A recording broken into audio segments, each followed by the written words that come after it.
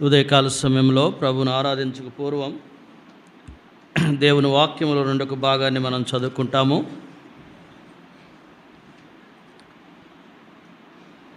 కీర్తన గ్రంథము 107 అధ్యాయము 8వ వచనం. అందరూ కూడా నాతో కలిసి చదవండి. కీర్తన గ్రంథము 107 అధ్యాయము 8వ వచనం.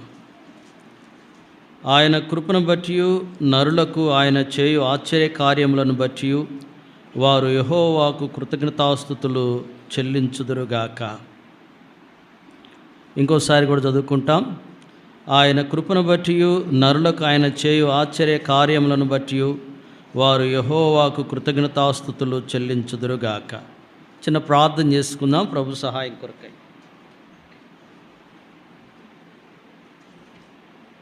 ప్రేమగల తండ్రి, పరిశుద్ధమైన దేవాని స్తోత్రములు చెల్లిస్తూ ఇంకో పర్యాయం మీ పాదాల దగ్గరికి వస్తూ ఉన్నాం. మీ మహా కనికరాన్ని బట్టి భూమి మీద పాపములో నశించిపోతున్న మమ్మలను వెతికి రక్షించుకొని మీ ప్రజగా మీ రాజ్య వారసులములు చేసుకున్న విధానం బట్టి వందనాలు. మా ఆయుష్ కాలమును పొడిగిస్తూ సజల గుంపులో ఉంచుతూ దినం వెంబడి దినం మీరు మాకు అనుగ్రహిస్తున్న దాన్ని బట్టి వందనాలు. ప్రత్యేకించి మీరు అనుగ్రహించిన ప్రభు దినాన్ని బట్టి మిమ్మల్ని స్తుతిస్తున్నాం. దయగల దేవా, ఈ దినాన మీ ప్రజలంగా మీ నామమును గణపరచుటకై, మీ నామమును సన్నతించుటకై మీరు మమ్మల్ని సమకూర్చిన విధానం బట్టి వందనాలు. ఎల్షుద్దాయిలో సమకూర్చబడిన బిడ్డలందరిని బట్టి మిమ్మల్ని స్తుతిస్తూ ఉన్నాం. ఇంకా రావాల్సిన వారిని కూడా త్వరపెట్టి తీసుకురండి. ఎవరు కూడా ఈ సమయాన్ని పోగొట్టుకోక నీ సన్నిధిలో ఏ భాగాన్ని పోగొట్టుకోకుంటకై సహాయపడము. మీరే త్వరపెట్టి తీసుకురండి. దయగల దేవా, మీ దాసుని మీ ఆత్మతో నింపండి ప్రభా. బలహీనుడు, శరీర దౌర్బల్యములు కలిగిన వాడు మీ రక్త ప్రోక్షణ అనుగ్రహించి మీ పని కొరకై బలపరిచి వాడుకొనుము. ఇదే విధంగా ప్రపంచ యావత్తులో జరుగుతుంది ప్రభా. ఈ పని జ్ఞాపకం చేసుకోండి అయ్యా. మీ దాసుల్ని బలపరచండి. కూడుతున్న మీ ప్రజలు ఆత్మీయంగా మేలు పొందినట్లు సహాయపడము. కనిపించి కనబడిన రీతుల్లో పనిచేసే శక్తులను బంధిస్తున్న యేసు నామంలో వాని క్రియలకు అపజయం కలుగుచ్చామని ఘనత, మహిమ, ప్రభావాలు మీకు ఆరోపిస్తూ యేసయ్య నామములో ప్రార్థించి వేడుకుంటున్నాము తండ్రి, ఆమేన్.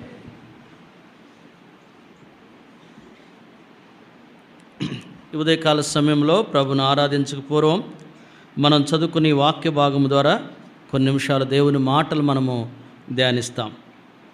దేవుని వాక్యములో కీర్తన గ్రంథము 107 అధ్యాయము 8వ వచనం. మరోసారి చదువుతున్న ఆయన కృపను బట్టి నరులకు ఆయన చేయు ఆశ్చర్య కార్యములను బట్టి వారు యెహోవాకు కృతజ్ఞతాస్తుతులు చెల్లించుదురుగాక. ఈరోజున మనం ఎందుకు చేరవచ్చామంటే మన ప్రభువుకు కృతజ్ఞతాస్తుతులు చెల్లించుట కొరకే వచ్చాం. ప్రభువు కృతజ్ఞతాస్తుతులు చెల్లించుట అనేది ఆయన చిత్తం. అది మనం చూస్తాము దేవుని వాక్యంలో. మొదటి తెస్సలోనిక 5వ అధ్యాయం 16వ వచనం. ఎవరైనా చదవండి. మొదటి తెస్సలోనిక 5:16. ప్రతి విషయమందును కృతజ్ఞతాస్తుతులు చెల్లించుడి, ఇలాగు చేయుట యేసుక్రీస్తునందు మీ విషయంలో దేవుని చిత్తము. దేవుని ప్రజలంగా దేవుని సన్నిధిలో ఆయన కృతజ్ఞతాస్తుతులు చెల్లించుట అనేది దేవుని యొక్క చిత్తం. మన విషయంలో కృతజ్ఞతాస్తుతులు చెల్లించడం, అలా కృతజ్ఞతాస్తుతులు చెల్లించడం వలన జరిగే పనేంటి? దేవుని వాక్యంలో మనం చూసినట్లయితే లూకాసు వార్త 17వ అధ్యాయం. లూకాసు వార్త 17వ అధ్యాయము 18వ వచనం. ఈ అన్యుడు తప్ప దేవుని మహిమపరచుటకు తిరిగి వచ్చిన వాడు ఎవడునూ అగుపడలేదా అని చెప్పి. ఇక్కడ చూస్తే యేసు ప్రభువారు ఆ తిరిగి వచ్చిన 10 మందిలో ఒకడు దేవునికి కృతజ్ఞతాస్తుతులు చెల్లిస్తూ వచ్చాడు. అప్పుడు ప్రభు అన్నాడు, ఈ అన్యుడు తప్ప దేవుని మహిమపరచడానికి వచ్చిన వాడు ఒక్కడు కూడా లేడే. అంటే ఈ వ్యక్తి దేవుని మహిమపరుస్తూ ఉన్నాడు. దేని బట్టి దేవుని మహిమపరుస్తున్నాడు? 16వ వచనం. గొప్ప శబ్దంతో దేవుని మహిమపరచు, తిరిగి వచ్చి ఆయన కృతజ్ఞతాస్తుతులు చెల్లించు. కనుక కృతజ్ఞతాస్తుతులు చెల్లించడం అనేది దేవుని చిత్తమని వింటూ వచ్చాం. అలా కృతజ్ఞతాస్తుతులు చెల్లించడం ద్వారా ప్రభువుకు మహిమ వస్తుంది. వాడు తిరిగి వచ్చి ఆయన కృతజ్ఞతాస్తుతులు చెల్లించడం ద్వారా ఇప్పుడు ప్రభు అంటున్నాడు, ఈ అన్యుడు తప్ప దేవుని మహిమపరచడానికి వచ్చినవాడు ఒక్కడు కూడా లేడు. దీన్ని బట్టి మనకు అర్థమవుతుంది, భూమి మీద ప్రభు ప్రజలంగా ఆయన కృతజ్ఞతాస్తుతులు చెల్లించడం ద్వారా మన ప్రభువుకు మహిమ కలుగుతుంది. అందుకొరకే కదా దేవుడు మనల్ని ఏర్పాటు చేసుకుంది. యెషయా గ్రంథం 43 అధ్యాయం 7వ వచనం పదే చదువుతుంటాం. నా మహిమ నిమిత్తము నేను సృజించిన వారిని. దేని కొరకు మనల్ని పుట్టించాడు ఆయన? ఆయన మహిమ కొరకే. ఆయనకు మహిమ అనేది ఎప్పుడు వస్తుంది? ఆయన ప్రజలంగా కృతజ్ఞతాస్తుతులు చెల్లించడం ద్వారా. సరే, ఎవరు ఆయన కృతజ్ఞతాస్తుతులు చెల్లించాలి? అక్కడే మనం చూద్దాం రండి. కీర్తన గ్రంథం 107 అధ్యాయము 8వ వచనం మళ్ళా చదువుదాం. కీర్తన గ్రంథము 107:8. ఆయన కృపను బట్టి నరులకు ఆయన చే ఆశ్చర్యకార్యములు బట్టి వారు యెహోవాకు కృతజ్ఞతాస్తుతులు. ఎవరంట కృతజ్ఞతాస్తుతులు చెల్లించాల్సింది? వారు అని రాయబడింది. వారు యెహోవాకు కృతజ్ఞతాస్తుతులు చెల్లించుదురుగాక. వారంటే ఎవరు వాళ్ళు? చూడండి, దేవుని వాక్యంలో 107వ కీర్తన 2వ వచనం. కీర్తన గ్రంథం 107 అధ్యాయము 2వ వచనం. యెహోవా విమోచించిన వారు ఆ మాట పలుకుదురుగారా. వారు అంటే ఎవరు వీళ్ళు? విమోచింపబడిన ప్రజ. ఆయన కృతజ్ఞతాస్తుతులు చెల్లించవలసింది ఎవరు అంటే విమోచింపబడిన వారు, విడిపించబడిన వారు. చాలాసార్లు విమోచన లేకుండా, విడుదల లేకుండా ఇంకా పాపంలోనే ఉండి ప్రభువుకు కృతజ్ఞతాస్తుతులు చెల్లించడానికి ఇష్టపడతారు. ఒకవేళ అలా చెల్లించినా దేవుడు దాన్ని అంగీకరిస్తాడా? అంగీకరించాడు. ఒక సందర్భం మీ గమనాన్ని తీసుకొస్తాను. ఇశ్రాయేల్ ప్రజలు ఐగుప్తులో ఉన్నారు. ఫరో దగ్గరికి వచ్చి మోషే అడిగాడు, అయ్యా, మేము మా దేవునికి బలి అర్పించుకోవాలా? మేము 3 దినాలంతా ప్రయాణం సాగిపోవాలా? మాకు సెలవు అని అంటే ఆయన ఏమన్నాడు? మీరు ఇక్కడనే ఉండండి. ఎక్కడ? ఐగుప్తు దేశంలో ఉండి మీ ప్రభువుని ఆరాధించుకోండి. మీరు అంత దూరం పోవాల్సిన పని ఏంటి? మేము ఇక్కడ బలి అర్పించడానికి వీళ్ళే. మేము బలి అర్పించాలంటే ఐగుప్తు నుండి మేము సాగిపోవాలా? ఎన్ని దినాలు? 3 దినాలు. ఐగుప్తులో నుండి బలి అర్పించడం అనగా కృతజ్ఞతాస్తుతులు చెల్లించడం, ఆరాధించడం అనేది వీలు కాని పరిస్థితి. అలాగూ చేసినా దేవుడు దాన్ని ఆగ్రానించాడు. మనం చూస్తాం కదా, వారిద్దరూ బలు అర్పించడానికి వెళ్ళారు. కయ్యూను, హేబేలు. హేబేలు యొక్క బలి అర్పణ దేవుడు అంగీకరించాడు. కయ్యూను యొక్క బలి అర్పణ తృణీకరించబడుతూ వచ్చింది. కనుక ఎవరు కృతజ్ఞతాస్తుతులు చెల్లించాలంటే విమోచింపబడిన ప్రజ. దేవుని స్తోత్రం. దేవుని ప్రజలంగా విమోచింపబడిన వారంగా విమోచన గానములతో ప్రభును స్తుతిస్తాం, పాడబడతాం.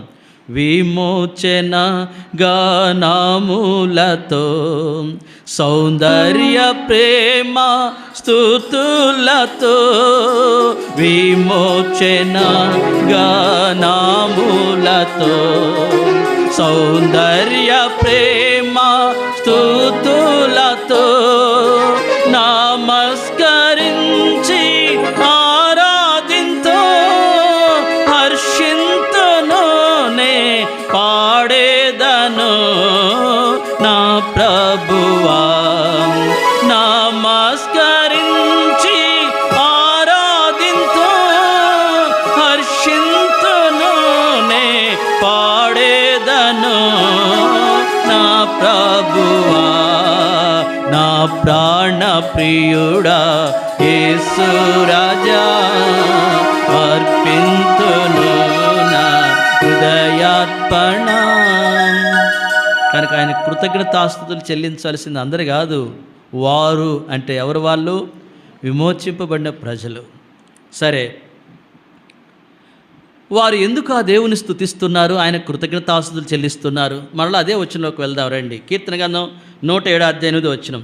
ఆయన కృపను బట్టి నరులకు ఆయన చేయు ఆశ్చర్య కార్యములను బట్టి వారు యెహోవాకు కృతజ్ఞతాస్తుతులు చెల్లించుదురుగాక. చూడండి, ఆ వచనం మీద మన ధ్యాస ఉంచుదాం. ఎందుకు వారు దేవుని స్తుతిస్తున్నారు? ఒకటి, వారు కృతజ్ఞతాస్తుతులు చెల్లిస్తున్నారని విన్నాం. మనము కృతజ్ఞతాస్తుతులు చెల్లించాలి. అది దేవుని యొక్క చిత్తం. అలాగూ చేయడం ద్వారా ఆయన నామం మహిమపరచబడుతుందని వింటూ వచ్చాం. కనుక కృతజ్ఞతాస్తుతులు చెల్లించేది ఎవరు అని అంటే వారు. ఎవరు వాళ్ళు? విమోచింపబడిన ప్రజలు. ఎందును బట్టి వారు ఆయన కృతజ్ఞతాస్తుతులు చెల్లిస్తున్నారు? అక్కడే చూస్తాం. నరులకు ఆయన చేయు ఆశ్చర్యం. అంటే వారి జీవితాల్లో దేవుడు ఏం చేశాడంట? ఆశ్చర్య కార్యాలు చేసే దేవుడు. అవును, ఆశ్చర్య కార్యాలు చేశాడు. అవును, మన ప్రభు తన బిడ్డల జీవితాల్లో ఆశ్చర్యకార్యాలు చేస్తాడు. ఆయన పేరే ఆశ్చర్యకరుడు. అంతే కదా. దేవుని వాక్యంలో యెషయా గ్రంథం 9:6 రాయబడిన మాట ఏంటి? యెషయా గ్రంథం 9:6 ఆశ్చర్యకరుడు, బలవంతుడైన దేవుడు, నిత్యుడగు తండ్రి, సమాధానకర్తకు అధిపతి అతనికి. ఇక్కడ ఒక 5 పేర్లు ఉన్నాయి. ఆ పేర్లో మొదటి పేరు ఏంటంటే ఆయన ఆశ్చర్యకరుడు. ఆయన ఆశ్చర్యకార్యాలు చేసేవాడు. ఆయన మాత్రమే చేయగలడండి ఆశ్చర్యకార్యాలు. ఆ వచనం ఎక్కడుంది చూడండి, కీర్తన గ్రంథము 72వ అధ్యాయము. మరి ఎవరికి సాధ్యం కాదు ఆ ఆశ్చర్యక్రియలు. 72వ అధ్యాయము 18వ వచనం చదువుతారా? 18 దేవుడైన యెహోవా ఇశ్రాయేలు యొక్క దేవుడు స్తుతింపండుగాక. ఆయన మాత్రమే ఆశ్చర్య కార్యములు చేయువాడు. ఈ లోకములో ఆశ్చర్య కార్యాలు చేయడానికి ఎవరి చేత కాదండి, ఆయన ఒక్కడ మాత్రమే ఆయన ఆశ్చర్య కార్యములు జరిగించేవాడు. కనుక ఆయన ఆశ్చర్య కార్యములను బట్టి వారు ఆయనకేం చేస్తున్నారంట? అవును, మన జీవితాల్లో కూడా దేవుడు అన్ని అద్భుతమైన కార్యాలు చేయలేదు. మనం ఆయనకు కృతజ్ఞతాస్తుతులు చెల్లిస్తున్నామా? చూడండి, దేవుడు సృష్టించిన సృష్టి యావత్తు కూడా ఆయన ఆశ్చర్య క్రియలను బట్టి ఆయన కృతజ్ఞతాస్తుతులు చెల్లిస్తుందంట. దేవుని వాక్యంలో మనం చూసినట్లయితే ఎక్కడుంది మాట? 89వ కీర్తన గ్రంథం 89వ కీర్తన 5వ వచనం. యెహోవా ఆకాశ వైశాల్యము నీ ఆశ్చర్య కార్యములను స్తుతించున్నది. పరిశుద్ధ దూతల సమాజములో నీ విశ్వాసతను బట్టి నీకు స్తుతులు. ఆయన ఆశ్చర్య కార్యములంట ఆకాశ వైశాల్యం స్తుతిస్తుందంట. మరి ఆయన ఆశ్చర్య కార్యాల ద్వారా ఆయన్ని స్తుతించింది ఎవరు అంటే మనుషులే. ప్రాముఖ్యంగా ఎవరు వాళ్ళు? దేవుని ప్రజలని ఇశ్రాయేలు గురించి చూసినట్లే చూడండి, కీర్తన గ్రంథము 106వ అధ్యాయం, కీర్తన గ్రంథం 106వ అధ్యాయం 22వ వచనం, 21, 22 వచనాలు. 21, 22 చదవండి ఎవరైనా. ఐగుప్తులో గొప్ప కార్యములను, ఆము దేశంలో ఆశ్చర్య కార్యములను, ఎర్ర సముద్రం యొద్ద భయం పుట్టించు క్రియలను చేసిన తన రక్షకుడైన దేవుని. ఎవరు వీళ్ళు? మన పితరులైన ఇశ్రాయేలు అంట. వారి జీవితాల్లో ఎన్ని ఆశ్చర్య కార్యాలు చేయలేదు. అసలు కళ్ళు చూస్తూ ఉన్నాయి, మనం వింటున్నాం, చదువుతున్నామే, కానీ వారు డైరెక్ట్గా దేవుడు చేసిన అద్భుతాలు ఆశ్చర్య కార్యాలు వారి కళ్ళు చూస్తూ ఉన్నాయి. అందుకే కీర్తన గ్రంథం 15వ అధ్యాయంలో అనుకుంటాను చూడండి, కీర్తన కాదు, నిర్గమాకాండము 14వ అధ్యాయం, నిర్గమాకాండము 14వ అధ్యాయము 31వ వచనం. 14:31 యెహోవా ఐగుప్తులకు చేసిన గొప్ప కార్యమును ఇశ్రాయేలు చూచిరి గనుక ఆ ప్రజలు యెహోవాకు భయపడి యెహోవా యందును ఆయన సేవకుడిని మోషే యందును. దేవుడు చేసే ఆశ్చర్య కార్యాలంట వారు కళ్ళతో చూశారు. ఎర్ర సముద్రం పాయలవడం, అదే సముద్రములో శత్రుసేన ఐగుప్తు సేన ముంచివేయబట్టం, బండను చెల్చగా నీళ్లు రావడం, ఆకాశం నుండి మన్నా కురిపించబట్టం, మాకు మాంసం లేదంటే పూరేడు పిట్టలు రావడం, ఇవన్నీ వారి కళ్ళతో చూస్తూనే వచ్చారు. గొప్ప కార్యాలు, ఆశ్చర్య కార్యాలు. అయితే వాళ్ళు దేవుని మహిమపరచలేదు కదా. ఏం చేశారు వాళ్ళు? వాళ్ళు మర్చిపోయారంట. అందుకే దేవుని వాక్యంలో రోమీయులకు రాసిన పత్రికలో 1వ అధ్యాయం మాట రాయబడింది. వారు ఆయన కృతజ్ఞతాస్తుతులు చెల్లించలేదంట. 1వ అధ్యాయం రోమీయులకు రాసిన పత్రిక ఎన్నో వచ్చినది చూడండి.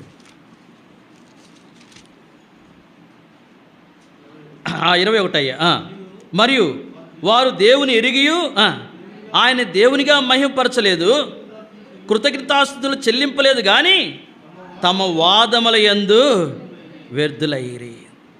వాళ్ళు ఎరిగారు, వారికి తెలుసు, వారి మధ్య ఎన్నో ఆశ్చర్యకార్యాలు చూశారు, కానీ వారు ఎరిగియు ఆయన్ను మహిమపరచలే, ఆయనకు కృతజ్ఞతాస్తుతులు చెల్లించరా. ఆయన చేసిన కార్యములను ఏం చేశారంట? మర్చిపోయారు. దేవుని స్తోత్రం. దేవుని ప్రజలంగా దేవుడు మనకి గొప్ప అవకాశం ఇచ్చాడు. మన జీవితాల్లో ఆయన చేసిన అద్భుత ఆశ్చర్య కార్యాలను తలపోసుకుంటూ ఆయన్ని మహిమపరిచే, ఆయనకు కృతజ్ఞతాస్తుతులు చెల్లించే అవకాశం దేవుడు మనకు అనుగ్రహించాడు. దేవుని స్తోత్రం. ఇప్పుడు మళ్ళీ దాటిపోదాం. ఇప్పుడు ఒకటి కృతజ్ఞతాస్తుతులు చెల్లించాలని చెప్పాం. రెండోది ఎవరుగా ఉండాలి కృతజ్ఞతాస్తుతులు చెల్లించాలంటే? వారంటే ఎవరు? విమోచించబడిన ప్రజ. మూడవదిగా వారు కృతజ్ఞతాస్తుతులు చెల్లించుట దేన్ని బట్టి అనంటే వారి జీవితాల్లో ఏం జరిగినాయి అంట?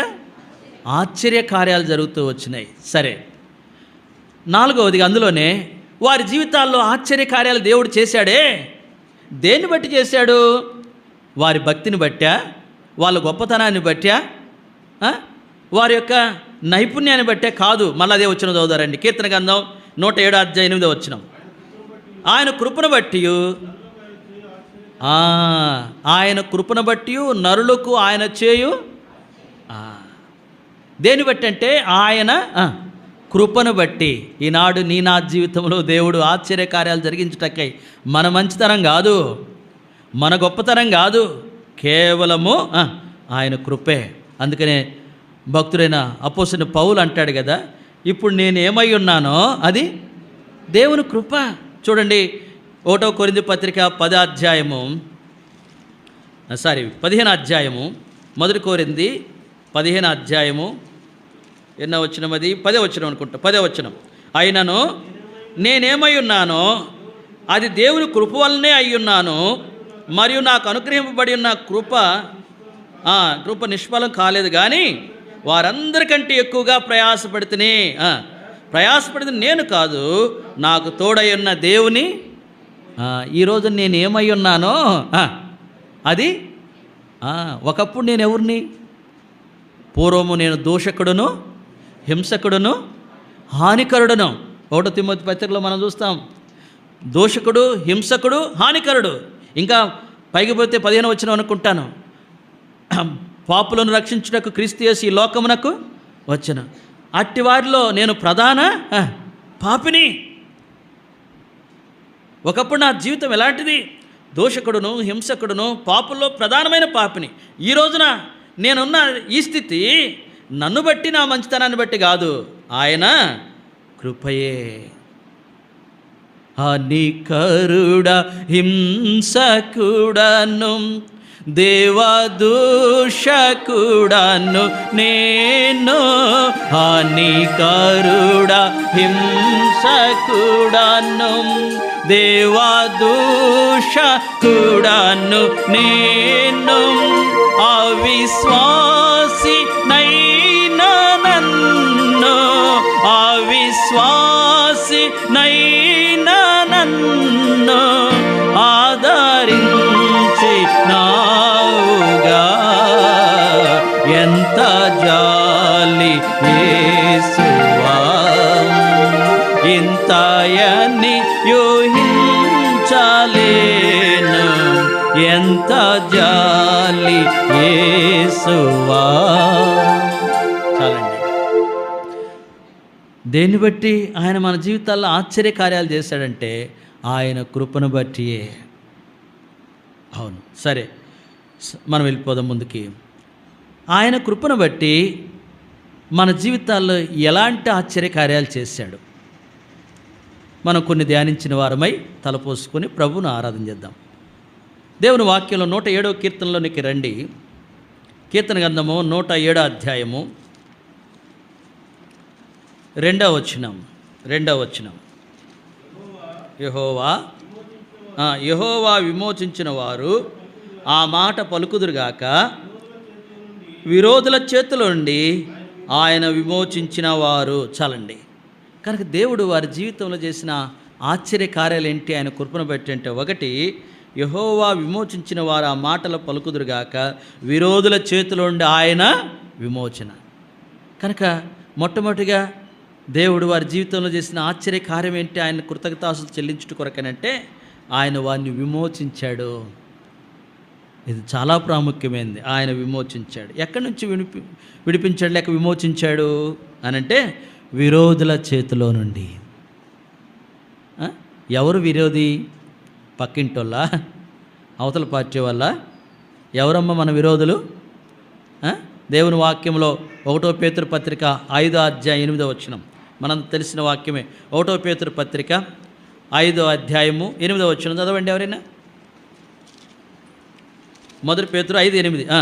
నిబ్బరమైన బుద్ధి గలవారై మెలకుగా ఉండుడి. మీ విరోధైన అపవాది గర్జించు సింహం వలె ఎవరిని మింగుదునా అని వెతుకుతూ, అపవాది అనే దగ్గర కింద 2 కింద ఏం రాశారు? సాతాను. ఇప్పుడు మన విరోధి ఎవరు? మన విరోధి ఎవరు? అపవాది, సాతానుడు. ఒకప్పుడు మనం ఎవరి చేతిలో ఉన్నాం? అపవాది చేతిలో ఉన్నాం. మనమేంటి? లోకమంతా కూడా వాడి కాళ్ళ దగ్గరే పడి ఉంది. 1 యోహాను పత్రికలో మనం చూస్తాం కదా, చూడండి 1 యోహాను 5:19 మనము దేవుని సంబంధులమనియు లోకమంతయు దుష్టుని యందు ఉన్నదని ఎరుగుదము. అక్కడ దుష్టుని యందు అని 1 కింద ఏం రాశారు? దుష్టుని యందు పడి ఉన్నది. ఈ లోకంలోని మనుషులు అందరు ఎవరి దగ్గర పడి ఉన్నారు? దుష్టుని యందు పడి ఉన్నారు. కనుక లోకంలోని మానవులంతా కూడా సాతాను చేతులు చిక్కి బందీలుగా ఉంటూ ఉన్నారు. మరి వారిని విడిపించాలంటే ఏం చేయాలి? వాని చేతిలో ఉండి వారిని విడిపించాలంటే ఏం చేయాలి? చూడండి దేవుని వాక్యంలో మత్తయి సువార్త 12వ అధ్యాయము 29వ వచనం. మత్తయి సువార్త 12వ అధ్యాయం 29వ వచనం. ఒకడు మొదట బలవంతుని బంధింపని ఎడల ఎలాగు ఆ బలవంతుని ఇంటిలో చొచ్చి అతని సామగ్రిని దోచుకొనగలడు? అట్లు బంధించిన ఎడల వాని ఇల్లు దోచుకొనును. ఈ మాటలోని భావం మనం గమనించాలి. యేసయ్య చెప్పాడు, మొదట ఒకడు బలవంతుని బంధించితేనే కానీ ఆ బలవంతుని ఇంట్లో ఉన్న సామగ్రిని దోచుకొనలేడు. అలాగ బంధిస్తే అతని ఇల్లంతటిని దోచుకోవచ్చు, అతని సామగ్రి అంతటిని దోచుకోవచ్చు. ఇక్కడ బలవంతుడు ఎవరు? ఆ బలవంతుని ఇంట్లో ఉన్న సామగ్రి ఏంటి? ఈ బలవంతుడు ఎవరు అంటే సాతానుడే. హెబ్రీలకు రాసిన పత్రిక 2వ అధ్యాయం 14వ వచనంలో వాడి గురించి రాయబడింది, మరణ బలము గలవాడు. ఎవరంట? కాబట్టి ఆ పిల్లలు రక్తమాంసం గలవారైనందున ఆ ప్రకారమే మరణము యొక్క బలము గలవాన్ని, అనగా అపవాదిని మరణము ద్వారా నశింపజేయుటకును జీవితకాలమంతయు మరణ భయము చేత దాస్యమునకు లోబడిన వారిని విడిపించుటకును ఆయన కూడా రక్తమాంసములలో, అక్కడ రాయబడిన మాట, వాడు ఎవడంటే బలము గలవాడు. ఈ బలవంతుడు అనే వ్యక్తి ఏమిని సాతాను చూపిస్తున్నాడు. వారి ఇంటనున్న సామగ్రి ఏమిని చూపిస్తుంది? లోకంలోని మానవులే. లోకంలోని మానవులందరూ కూడా వాని ఇంటబడి ఉన్న సామగ్రి. అయితే ఆ సామగ్రిని దోచుకోవాలంటే వాడిని ఏం చేయాలంట? ముందు బంధించాలి. అవును, దేవుని స్తోత్రం. మన ప్రభు సాతాను ఇంట సామగ్రిగా పడి ఉన్న మనలను, అపవాది సంబంధులుగా మనలను ఆయన విడిపించుట కొరకై ఆయన సాతాన్ను ఓడించాడు. సాతాన్ను ఓడించడానికి, ఆ బలవంతుడైన సాతాన్ను ఓడించిన ఆయుధం ఏంటి? సంసోను 1000 మందిని చంపాడంట. దేంతో? గాడిద దవడ ఎముకతో. మరి యేసయ్య వాని ఇంటి నుండి సామగ్రిని దోచుకుంటకై, వాడిని ఓడించుట కొరకై వాడిన సాధనం ఏంటి? ఇందాకే చదివాం. కాబట్టి ఆ పిల్లలు రక్తమాంసం గలవారైనందున ఆ ప్రకారమే మరణం యొక్క బలము గలవారిని, అపవాదిని దేని ద్వారా అంట? వాడిని జయించే దేని ద్వారా? మరణము ద్వారా నశింపజేయుటకును జీవితకాలం అంతయు మరణ భయము చేత దాస్యమునకు లోబడిన వారిని విడిపించుటకు ఆయన కూడా. కనుక ఆ మరణ బలము గలవాడు అపవాదిని, సాతాన్ని ఓడించింది మన ప్రభు. దేని ద్వారా? ఆయన మరణము ద్వారా. పిల్లారా, యేసు ప్రభు వారి లోకానికి వస్తాడు. ఆయన మరణ బలం గలవని సాతాన్ని చితకదొక్కుతాడు అని చెప్పి మనం ఆదికాండంలోనే చూస్తాం. 3వ అధ్యాయం 15వ వచనంలో, అది నిన్ను తల మీద కొట్టును, నీవు దానిని మడెం మీద కొట్టుదు. అవును, ఆయన సాతాను తలను ఏం చేశాడంట? చితకదొక్కాడు. మరణ బలం గలవని ఓడించాడు. ఇప్పుడు వాళ్ళ ఇంటిలో ఉన్న ఎవరంటే సామగ్రి. దానికి చక్కటి ఉదాహరణ, దావీదు గొర్రెను సింహము నోట గరుచుకొని ఎగిలిపోతుంటే ఆ గొర్రె పిల్లను విడిపించట కొరకై దావీదు ఆ సింహంతో పెనుగులాట పెట్టుకున్నాడు. ఆ సింహాన్ని చీల్చి చంపాడు. దాని నుండి ఆ గొర్రెపిల్లను విడిపించాడు. ఆ సింహంతో పెనుగులాడేటప్పుడు, ఎందుకంటే సింహం కూడా సామాన్యమైన జీవి కాదు కదా, బలమైన జీవి కదా, దాడి చేసి ఉంటుంది. గోళ్లతో దావీదుకి శరీరాన్ని రక్కి ఉంటుంది రకరకాలుగా. అయినా పట్టు విడవక దాని నోటి నుండి విడిపించాడు. అవును, దావీదు గొర్రెపిల్లను విడిపించుట కొరకై కొంత రక్తం, కొన్ని గాయాలుగా మాయమయ్యాడేమో కానీ మన ప్రభువైన యేసుక్రీస్తు వారు సాతాను చేతిలో చిక్కి ఉన్న మనల్ని విడిపించుట కొరకై ఆయన కలువసిల్లో రక్తసిక్తమయ్యాడు. ఆయన గాయపరచబడ్డాడు. ఆయన ప్రాణాన్ని అర్పించిన వాడుకున్నాడు. ఆయన మరణ, భూస్థాపన, పునరుద్ధానాల ద్వారా సాతాను ఓడించబడ్డాడు. వాని చేతిలో ఉన్న వాడి సామగ్రి అయిన మనం విమోచించబడ్డాము. ఏం చేయాలి? విమోచించబడిన ప్రజలంగా ఏం చేయాలి? మనం ఆయన కృతజ్ఞతాస్తుతులు చెల్లించాలి. అందుకే 1వ అధ్యాయం 6వ వచనం, ప్రకటన గ్రంథం 1వ అధ్యాయం 6వ వచనం, మనలను ప్రేమించుచు తన రక్తం వల్ల మన పాపం నుండి విడిపించిన వానికి మహిమయు ప్రభావమును యుగయుగములు కలుగునుగాక. ఆమేన్. ఇదండి మన ఎడల ఆయన చేసిన ఆశ్చర్య కార్యం. మొట్టమొదటిగా, ఒకప్పుడు సాతాను చేతిలో బందీలం, వాని ఇంటనున్న సామగ్రిమి, వాడు బలవంతుడు. ఆ బలవంతుడైన సాతాను చేతుల నుండి మనల్ని విడిపించుట కొరకై ఆ ప్రభు ఈ లోకానికి వచ్చాడు. దేని ద్వారా? వాని చేతుల నుండి మనల్ని విడిపించాడు, వాడిని ఓడించాడు అని అంటే ఆ మన్న బలం గల వాడిని ఓడించుట కొరకై, నశింపజేయుట కొరకై యేసయ్య వాడిన సాధనం ఏంటంటే ఆయన మరణమే. ఆయన శిలువ మరణం ద్వారా, బలియాగం ద్వారా సాతాన్ని ఓడించాడు. ఆయన మనల్ని విడిపించాడు. దీన్ని బట్టి ఆయన కృతజ్ఞతాస్తులు చెల్లిస్తాం. మొదటిది. రెండవ దగ్గరికి వెళ్దారండి. మళ్ళీ అదే భాగానికి వెళ్దాం. కీర్తన గ్రంథం 107వ అధ్యాయం. కీర్తన గ్రంథము 107వ అధ్యాయము 3వ వచనం చదవండి. కీర్తన గ్రంథము 107వ అధ్యాయము 3వ వచనం చదవండి. యవనస్తులు చదువుతుండాలి బైబిల్లో. తూర్పు నుండి, పడమటి నుండి, ఉత్తరము నుండి, దక్షిణం నుండి, నానా దేశము నుండి ఆయన పోగు చేసిన వారును, వారిని మొట్టమొదటిగా ఆయన చేసిన ఆశ్చర్యకార్యం అంటే వారిని విమోచించాడని విన్నాం.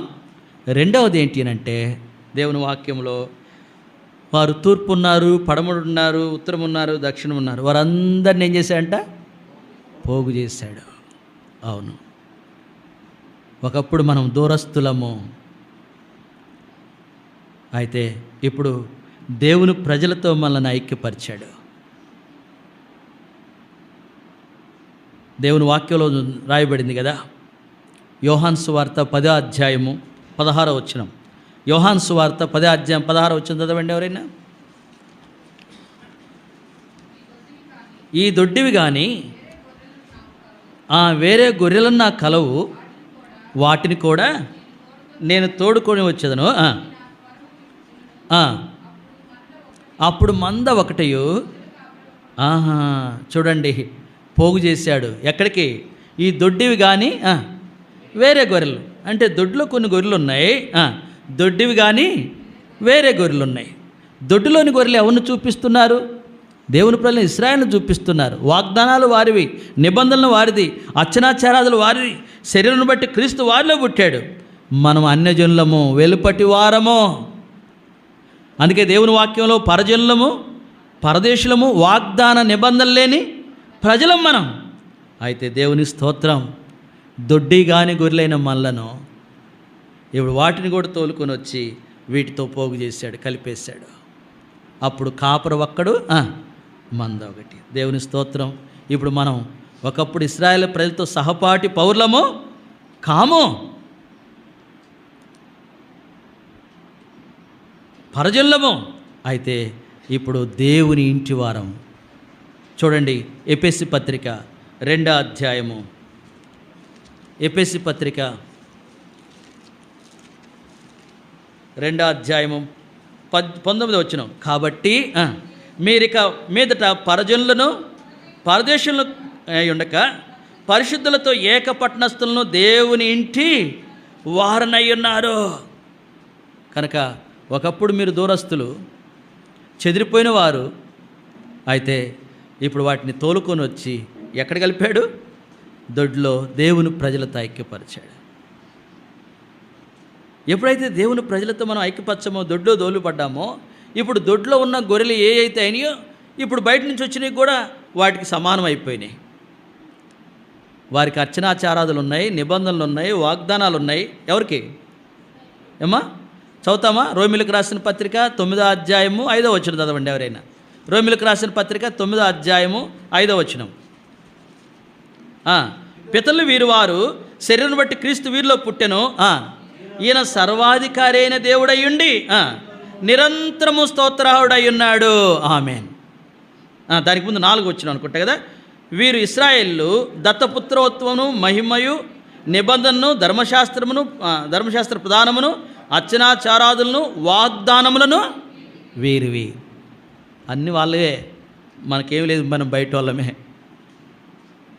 అయితే దేవుని స్తోత్రం, మళ్ళను కూడా దొడ్లోకి దొలకొచ్చడం ద్వారా వారికి ఏవైతే ఉన్నాయో అవన్నీ మనవి అయిపోయినాయి. అవును కదా. ద్రాక్షవనంలో ఒక అంజూరపు చెట్టు నాటబడింది. అంజూరపు చెట్టు ఒకప్పుడు ఎక్కడుంది? త్రోవ పక్కన ఉండింది. ఇది ఎక్కడికి వచ్చింది? ఇప్పుడు ద్రాక్ష తోటలోకి వచ్చింది. ఇప్పుడు ద్రాక్ష తోటకి ఏవైతే చేయబడ్డాయో దాని చుట్టూ కంచె ఉంది, దాని కొరకు నీళ్ల కొరకై బోరుంది, తర్వాత బురుజు ఉంది, తొట్టు ఉంది. అంటే దానికి వాటి ద్రాక్ష తోటకు కావలసిన వాటి అన్నిటిని యజమానుడు సిద్ధపరిచి పెట్టాడు. ఇప్పుడు వాటితో పాటు ఇది కూడా పాలిభాగస్తురాలు అయిపోయింది.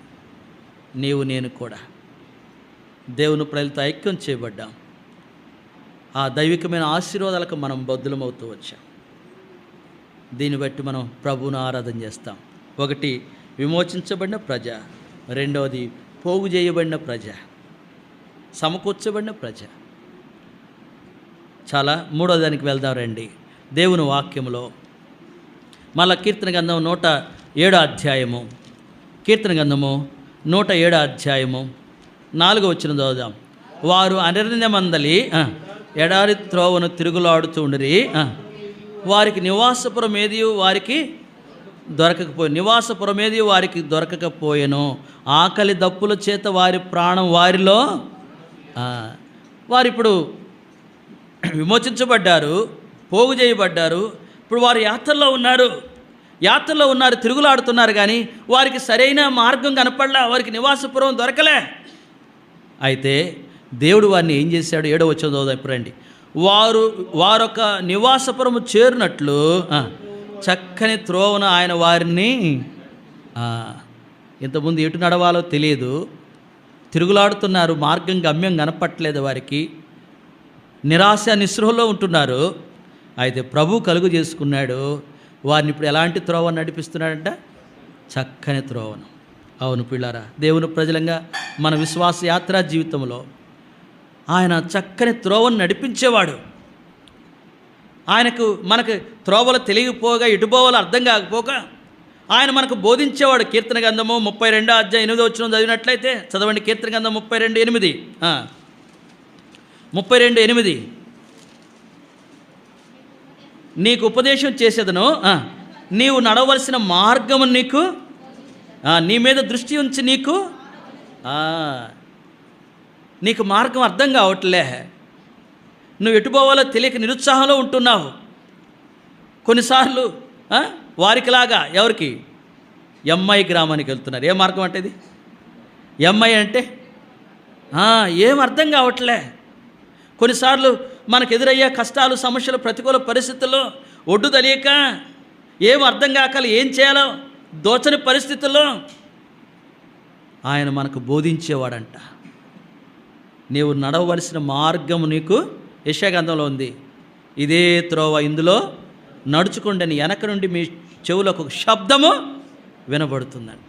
కొన్నిసార్లు మార్గం తప్పుతున్నప్పుడు అటు కాదు ఇటు అని ఆయన బోధించేవాడు. బోధించడమే కాదండి, ఈ మార్గాన్ని నడుచుకోమని. కొన్నిసార్లు మనం నడవలేని పరిస్థితుల్లో ఆయన మనల్ని చెయ్యి పట్టి నడిపించేవాడు. అందుకే హోషేయ గ్రంథం 11వ అధ్యాయం 3వ వచనంలో ఏం రాయబడింది అంటే, ఎఫ్రాయిముకు చెయ్యి పట్టుకొని నడకను నేర్పినవాడు. హోషేయ గ్రంథం 11వ అధ్యాయం 3వ వచనంలో ఆయన మనల్ని చెయ్యి పట్టి నడిపించేవాడు. నడిపించడమే కాదండి, కొన్నిసార్లు మనం నడవలేని పరిస్థితి వస్తే ఆయన ఏం చేసేవాడో తెలుసా? మనల్ని ఎత్తుకొని మోసేవాడంట. చూడండి, ద్వితీయోపదేశకాండము 1వ అధ్యాయం 31వ వచనం. ద్వితీయోపదేశకాండం 1వ అధ్యాయం 31వ వచనం. ఐగుప్తులోను అరణ్యంలోను మీ కొరకు చేసినట్టి మీ పక్షం యుద్ధం చేయును. మీరు ఈ చోటికి చేరు వరకు మీరు వచ్చిన మార్గం అంతట్లో మనుషుడు తన కుమారుని ఎత్తుకున్నట్లు మీ దేవుడని యెహోవా మిమ్మల్ని ఎత్తుకుని వచ్చిన సంగతి మీరు ఎరుగుదురు అని మీతో చెప్పితిని.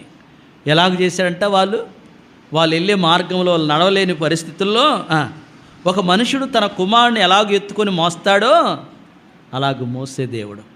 మనం వింటుంటాం, ఒక వ్యక్తి ఒక దారిని నడుస్తూ ఉన్నాడు, అది కఠినమైన మార్గం, నడుచుకుంటూ వెళ్ళాడు. ఇంకొంచెం ముందుకు పోవటంతోనే అసలు నడవడానికి వీల్లేని మార్గం అన్నమాట. ఎలాగో దాన్ని కూడా దాటి అవతలకి వెళ్ళాడు. వెనక్కి తిరిగి చూస్తే ఆ నడవగలిగిన ప్రదేశంలో 4 అడుగులు కనపడుతున్నాయి, 4 పాదాలు కనపడుతున్నాయి. నడవడానికి వీల్లేని ప్రదేశంలో 2 పాదాలు కనపడుతున్నాయి. అప్పుడు తాను విశ్వాసి, తనతో ఎవరు లేరు మనుషులుగా, తనకు అర్థమైంది ఆ 2 పాదాలు నా దేవుడు నన్ను నడిపించాడని. అయితే నడవలేని పరిస్థితికి వచ్చినప్పుడు 2 పాదాలు కనపడ్డాయి. అప్పుడు ప్రార్థన చేసి, ప్రభువా ఏంటయ్యా ఇది? నడవగలిగిన చోట నన్ను చేయబట్టుకొని నడిపించావు, నాతో నడిచావు. నడవలేని ఆ కఠినమైన మార్గంలో నన్ను వదిలిపెట్టి వెళ్ళిపోయావేమయ్యా? అక్కడ 2 అడుగులే కనపడుతున్నాయి, 2 పాదాలే. అప్పుడు దేవుడు అన్నాడంట, కుమారుడా, ఆ 2 పాదాలు నీ కాదు, నాయి. నువ్వు నడవగలిగిన ప్రదేశంలో నీ చెయ్యి పట్టుకొని నేను నిన్ను నడిపించా. నీవు నడవలేని ప్రదేశం వచ్చింది చూసావా? అప్పుడు నేను ఎత్తుకొని నేను నడుచుకుంటూ వచ్చానయ్యా. ఆ 2 పాదాలు నాయి, నువ్వు నడవలేవని, నడవగలిగిన నీకు అనుకూలమైంది కాదని నేను నడుచుకుంటూ నిన్ను ఎత్తుకొని మోస్తూ వచ్చాను. దేవుని స్తోత్రం. మన యాత్రా జీవితంలో మన ప్రభు ఆయన మనల్ని నడిపించే దేవుడుగా, ఎటు నడవాలో మనకు బోధించడమే కాదు, మనల్ని చేయబట్టుకొని నడిపించడమే కాదు, నడవలేని పరిస్థితుల్లో మనల్ని ఎత్తుకొని మోస్తూ ఉన్నాడు. ఆయన మనల్ని మోసే దేవుడు. అందుకే పాడతాం, అనుదినము మా భారము భరించే దేవా, అంశము నీ మేళ్లతో నింపుచున్నావు. అనుదినము మా భారము భరించే దేవా, అంశము నీ మేళ్లతో నింపుచున్నావు. సన్నతించు మనిషము నా ప్రాణమ యేసుని, సన్నతించు మనిషము నా ప్రాణమ యేసుని, వంటె బరువు దీవెనలు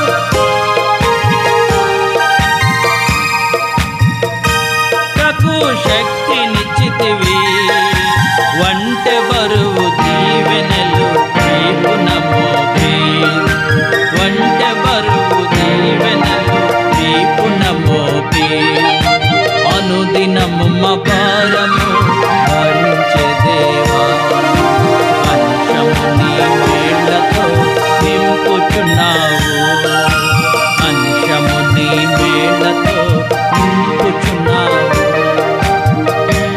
చాలండి, 3 సంగతులు చెప్పాను. 4వ చెప్పి ముగిచ్చేస్తాను. అందులోని 2 నిమిషాల్లో రండి దేవుని వాక్యంలో. కీర్తన గ్రంథము 107వ అధ్యాయము. కీర్తన గ్రంథము 107వ అధ్యాయము. ఇక్కడ చాలా అంశాలు ఉన్నాయి, కానీ ఇంకొకటి తీసుకుందాము. 28వ వచనం. శ్రమకు తాళలేక వారు యెహోవాకు మొరపెట్టిరి, విడిపించెను. ఆయన తుఫాన్ను ఆపివేయగా దాని తరంగంలో అణిగిపోయాను, అవి నిమ్మలమైన వారు సంతోషించిరి. చాలండి, ఇక్కడ వారి యాత్రా జీవితంలో ప్రభు వారిని నడిపించడం మొదటమే కాదు, వారి యాత్రా జీవితంలో వారికి ఎదురైనవి ఏంటంటే గాలి తుఫాన్లు, సముద్రము దాని తరంగములు, దాని పొంగులు. అయితే వాళ్ళు తట్టుకోలేకపోయారంట. వారు శ్రమకు తాళలేక యెహోవాకు మొరపెట్టిరి. ఆ ఆపదలన్నిటిలో నుండి అనేక పర్యాయములు మన యాత్రా జీవితంలో మన తలకు మించిన కష్టాలు, శ్రమలు, కొన్నిసార్లు ఇంకా నా గతి ఇంతే, నా వల్ల కాదు, దీన్ని నేను అధిగమించలేను, ఇంతటితో నా జీవితం ముగించబడింది అనుకున్న పరిస్థితుల్లో ప్రభు వైపు చూచినప్పుడు, నిజమే కదా, ఆ తల్లి పిల్లోని తీసుకుని అరణ్యానికి వెళ్ళింది. వారు తీసుకుపోయిన ఆహారం అయిపోయి నీళ్ళు అయిపోయినాయి. అరణ్యంలో నీళ్లు దొరకట్లేదు, ఆహారం దొరకట్లే. తాను పెద్దది, ఎలా కొద్ది రోజులు బ్రతకొచ్చు, నీళ్ళు లేకపోయినా ఆహారం లేకపోయినా. ఆడు చిన్నపిల్లాడు, ఆడబడేసింది ఆ చెట్టు కిందన. దూరంగా పోయి కూర్చొని ఏడుస్తూ ఉందంట, ఈ పిల్లవాని చావు నేను చూడలేను. ఎవరో చెప్పండి, ఈమె హాగరు. ఈ పిల్లవాని చావు నేను చూడలే, ఎందుకంటే వారి తలెత్తిన సమస్య లాంటిది. ఎక్కడ కనుచూపు మేర నీళ్లు లేవు. తన కడుపును పెట్టిన బిడ్డ తన కళ్ళెదుటే నీళ్లు లేక ఆహారం లేక చచ్చిపోయే పరిస్థితిలోకి వచ్చాడు. తను తట్టుకోలేకపోతుంది. ఈ పిల్లవాని చావు నేను చూడలేనని ఆడబడేసి దూరంగా పోయి చూస్తుంది. కొన్నిసార్లు మనకు ఎదురయ్యే పరిస్థితులు కూడా అలాంటివే. ఇక నా గతి ఇంతే, ఈ సమస్య, ఈ కష్టం నేను అధిగమించలేను. మన జీవితాల్లో తలెత్తిన తుఫాన్లు, గాళ్ళు. అయితే వారు శ్రమకు తాళలేక ఏం చేశారంట, ఆమె అయితే ఏడుస్తుంది, కానీ ఎవరు, హాగరు. ఆ చిన్నవాడంట 4 పిడిచి కట్టుకుపోతుంది, గొంతు ఎండిపోతుంది, ఆకలితో పేగులు మెలిబడిపోతూ ఉన్నాయి. అట్టి పరిస్థితులు ఆ పిల్లోడు ఏం చేశాడు, దేవునికి మొరపెట్టాడంట. చూడండి దేవుని వాక్యంలో ఆదికాండం 17వ అధ్యాయం, ఆదికాండము క్షమించండి, ఎక్కడది, 21వ అధ్యాయం, ఆదికాండం 21వ అధ్యాయం 17వ వచనం. దేవుడు ఆ చిన్నవాని మొర వినెను. తర్వాత ఎన్నో వచనం, 17వ వచనంలోనే, అప్పుడు దేవుని దూత ఆకాశం ఆగను చూసి, ఆగరు నీకేం వచ్చినది, భయపడకము, ఆ చిన్నవాడున్న చోట దేవుని వాని స్వరము విని ఉన్నాడు. దేవుని స్తోత్రం. నిజంగా మన జీవితాల్లో కూడా మనకు శక్తికి మించినవి, ఇక మనం వాటిని అధిగమించలేమనుకున్న పరిస్థితుల్లో మన ప్రభు వైపు చూసినప్పుడు, దీనులంగా ఆయనకు మొరపెట్టినప్పుడు మన ప్రభు ఆ గాలి తుఫాన్లు అణిచి నిమ్మళింపజేసి మన హృదయాలను సంతోషపరిచిన దినాలు ఎన్ని లేవు. నాడు ఇశ్రాయేలు ప్రజల జీవితాల్లో జరిగినాయి. అందుకనే వారు ఆయన కృతజ్ఞతాస్తుతులు చెల్లించారు. చాలు, ఇక్కడ మనం ప్రభువుని ఆరాధన చేద్దాం. 4 తలంపులు పెట్టుకొని, 1 కృతజ్ఞతాస్తుతులు చెల్లించుదురుగాక. మనము కృతజ్ఞతాస్తుతులు చెల్లించాలని, అలాగ చెల్లించుడు దేవుని చిత్తమని, అలాగ చెల్లించుడు ద్వారా దేవునికి మహిమని వింటూ వచ్చాం.